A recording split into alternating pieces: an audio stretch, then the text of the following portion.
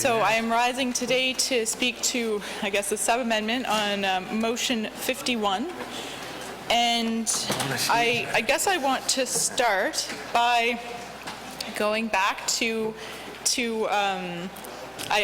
hopefully I'll get a copy of that so I can refer to it. But in the meantime, looking at what's in motion 51, I'm going to read that. Be it resolved that this House urge the government to work with the New Brunswick Nurses Union, the Nurses Association of New Brunswick, RHAs, the Université de Moncton, the University of New Brunswick, community colleges, and other stakeholders to develop a comprehensive strategy to train, recruit, retain, and support nurses. So, Mr. Speaker, I think ultimately it seems that we're all on the same page that this needs to happen.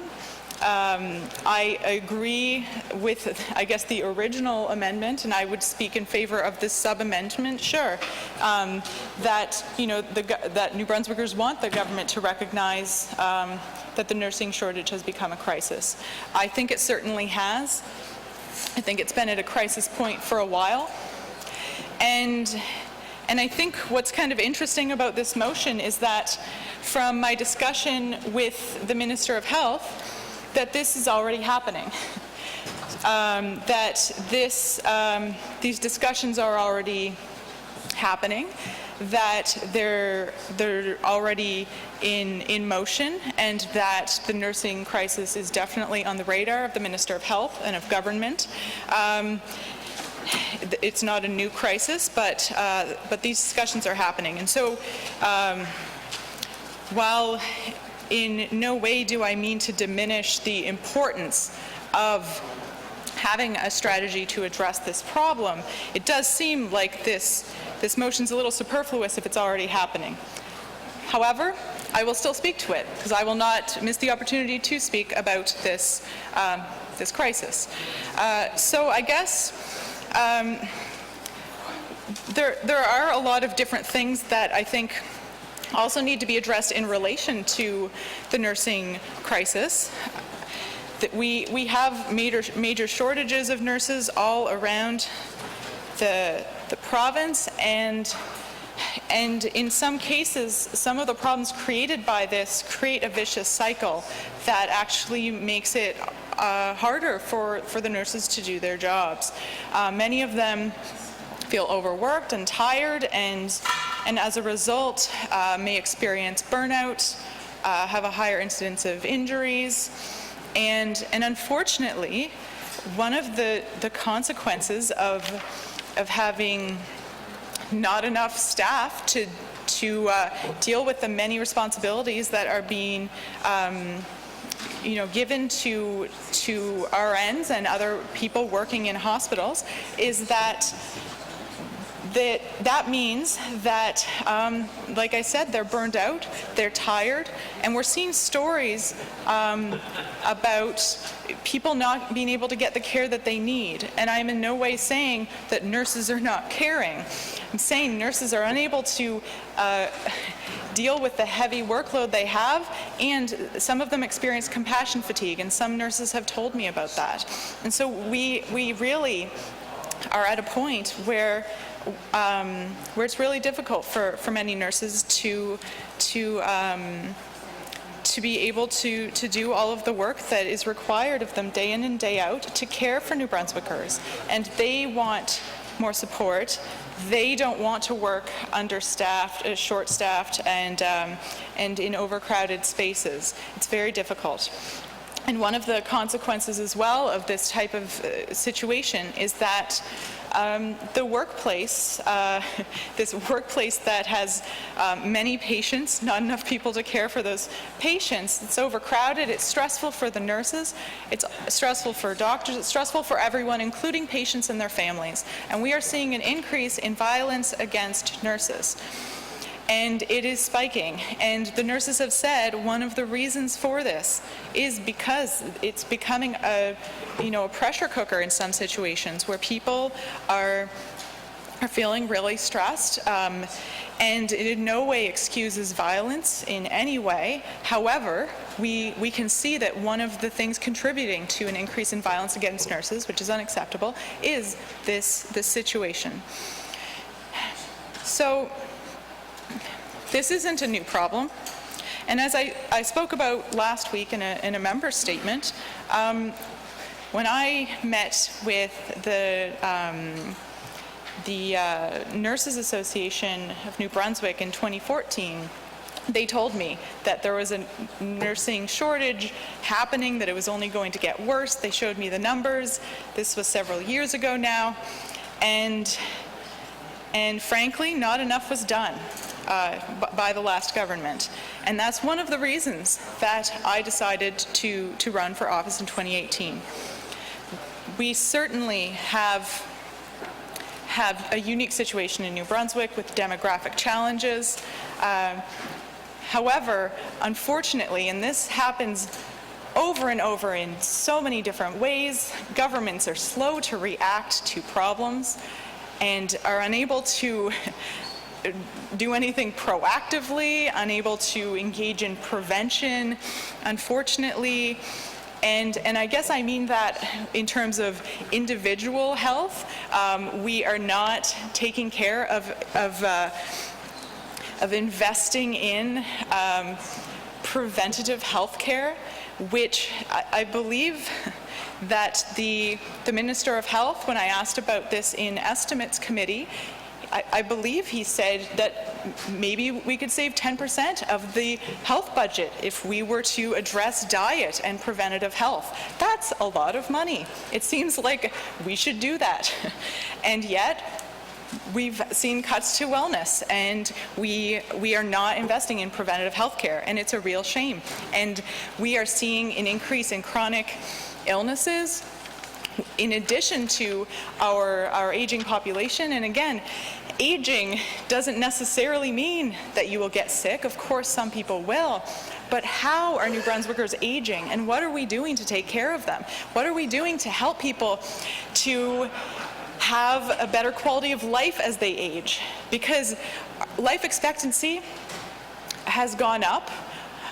In some cases, it's starting to go down, even in countries that are, more so-called developed countries, because we're not a particularly healthy population. When you look at chronic diseases that in some cases can be prevented with exercise, diet, lower stress levels, less exposure to toxins and pollutants and things like that. There are ways for us to have healthier populations. And again, governments are unable in some cases, unwilling to engage in preventative actions.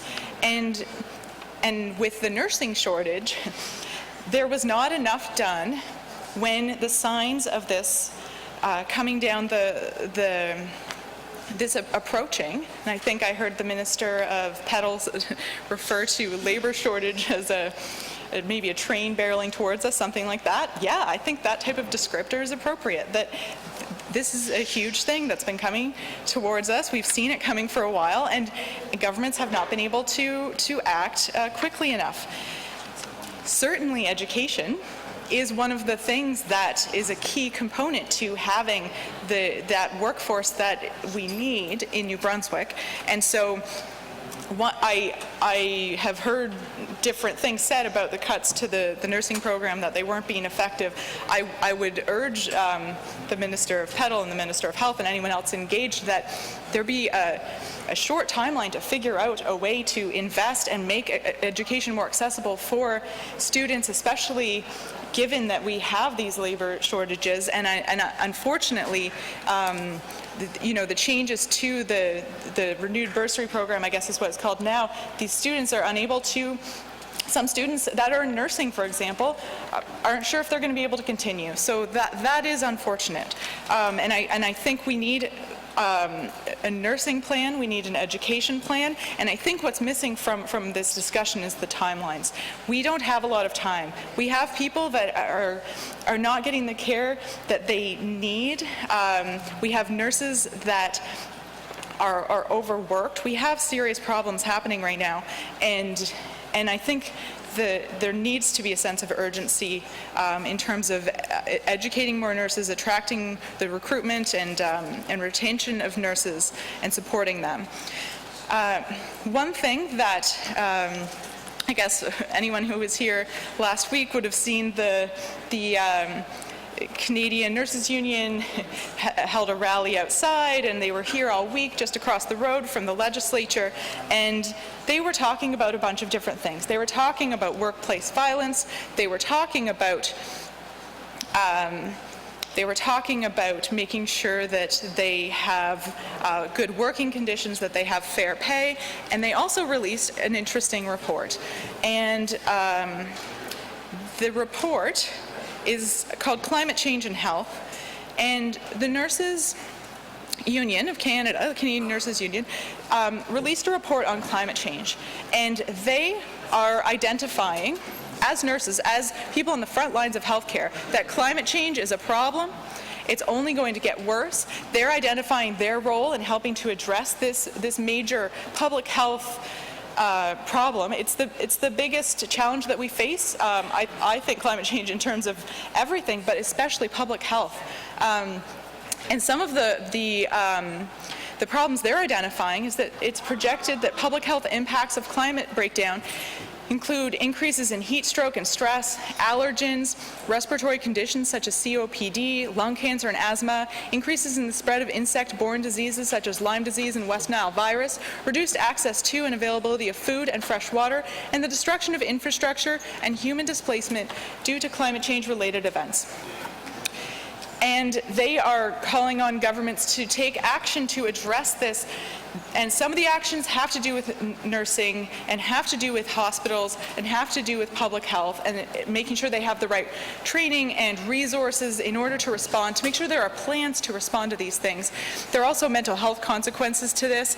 There are many different consequences to climate change when it comes to health. They're calling on governments to have a plan. And I know from asking in Crown Corporations, I asked the CEO of Horizon, and I know from asking in public accounts to the Deputy Minister of Health, is there a plan around addressing climate change challenges? That's a tongue twister. And the answer was no. Not really. And I mean, the CEO of Horizon did say that there is some sort of response for emergency situations. When there's flooding, they are able to respond in that moment, and part of it is the mental health aspect of the response. But she said, in terms of what I'm talking about, in terms of really having a comprehensive plan to address this, no. And I heard a similar response from the Department of Health. And so when we're talking about the stresses that are being put on nurses, when we're talking about the problems with recruitment and retention, frankly, I think that part of what needs to be in our minds and in the plans, in addition to a timeline, because of the level of urgency, there needs to be prevention. There needs to be investment in preventative health care. Without that, we're just spinning our wheels, and things are only going to get worse, and the cost of healthcare is going to continue to go up. When the Minister of Health said we could save a lot of money by investing in preventative health care. The other thing is there needs to be a plan around climate breakdown. Without that, we won't account for the increased level of health care that is going to be required. And it's everything from like Lyme disease to heat stroke.